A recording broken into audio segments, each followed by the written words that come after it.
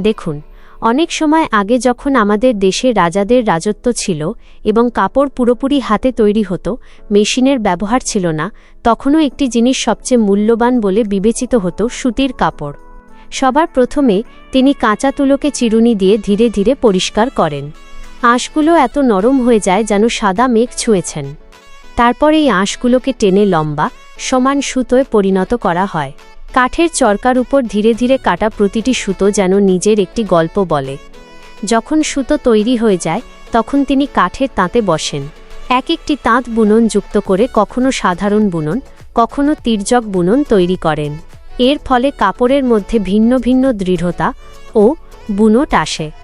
সবশেষে কাপড়কে প্রাকৃতিক মাটি, পাতা বা ফুল দিয়ে হালকা রং দেওয়া হয়, অথবা এটিকে বিশুদ্ধ সাদাই থাকতে দেওয়া হয়, যেমনটা আমাদের দেশের প্রাচীন বস্ত্রগুলোতে হতো। ভাবুন তো, যে শিল্প শত শত বছর আগে রাজা এবং সাধারণ মানুষকে একই ধরনের কাপড় পরিধান করাত, সেই ঐতিহ্য আজও এই গ্রামের মহিলাদের হাতে বেঁচে আছে।